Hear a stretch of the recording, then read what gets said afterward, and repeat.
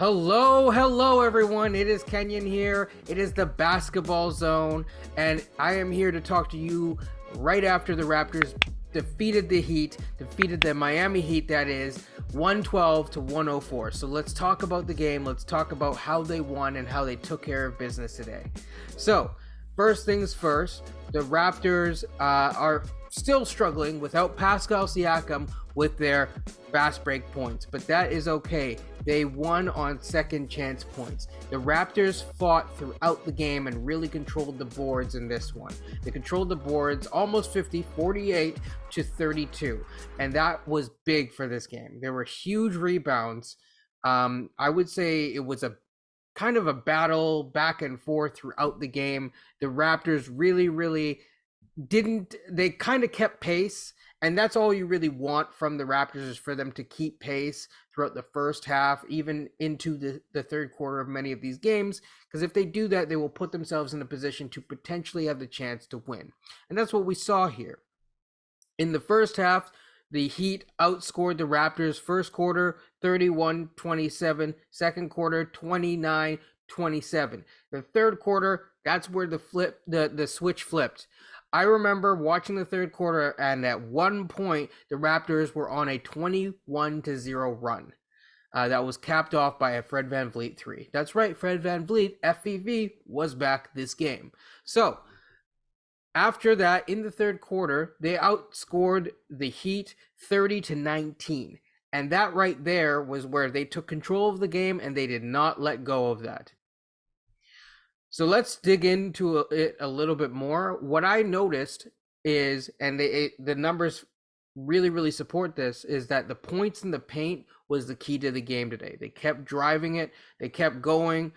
I keep saying they have to keep doing that type of thing, like Freddy Krueger or whoever, just keep coming at you. Points in the paint tonight, 58-42. That right there, in my opinion, tells the tale of the tape. Delano Banton started in the place of a certain Gary Trent.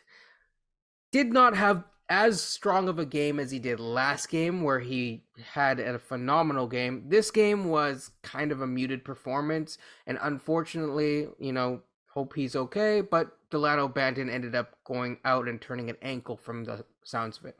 An injury report might be up later to see the full extent of the injury, so we don't know yet, but important to mention. Okay. One thing that I really noticed, OG Anunoby had a standout game today. He had one of his most efficient games that I've ever seen him play ever, and he was doing everything. I want to see more of this. He was really aggressive, and that's the type of offense that I want to see from a guy like, whether it's OG, whether it's Scottie, whether it's whoever. I know people say, oh, they operate the same place on the court. I think that's fine. Just attack the basket. Run it down, run it at the other team. Eventually, they're going to wear down, they're going to break down, and other things are going to open up for the rest of your team.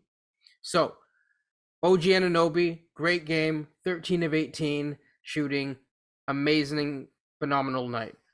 Scottie had a bounce back performance overall. I did notice he seems a little bit, at least in the first half, he was a little bit hesitant to make his passes. What ended up happening is that later on in the game, what I noticed is that his passes, he realized that the defense was assuming he was going to pass. So he would feign a pass, slow down, take a second, and then make the pass. And that really helped open up his game. He did have a high assist number tonight, but that's okay. I thought that this was a big growth game. And again, he got back to that aggressive nature. I want to see him attack the hoop more, because he's a big guy. And he can attack the hoop. And that, again, opens things up for the rest of the team. But overall, I think he did pretty well. 9 of 14. 50% from 3. 1 of 2, of course. 19 points, 6 assists, 6 boards. Amazing numbers from Scottie Barnes. I mean, what can I say? This team really did well. The player that I really think doesn't get enough credit for this one and hasn't gotten enough credit for the past couple games is Thaddeus Young. Now, last year I talked to a certain Penzer Basketball or Robert Misovich, and I said at the beginning of last year that I wanted us to go for Thaddeus Young. I was told by a number of people that Thaddeus Young doesn't fit the timeline and all this kind of different things, that he wasn't the guy to go for. And to me, I like that he had high post offense, passing ability. That's what I really liked, is that I thought, well, we could kind of use him as a bit of a Gasol Light of sorts.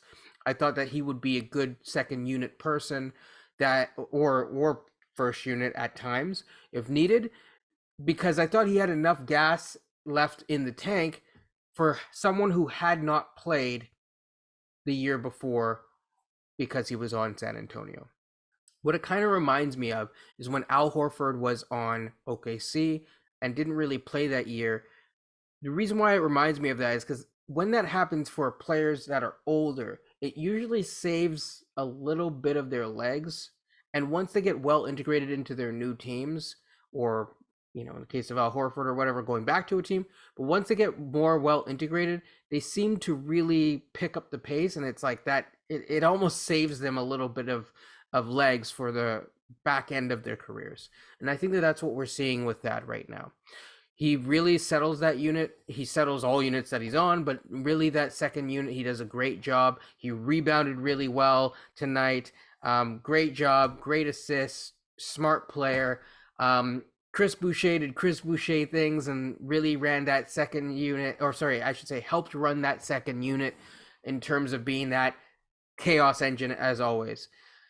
So with that being said, I thought overall it was a really good win. I was really happy to see it, and I was really happy to see them stay and fight and get back their fighting spirit in this one.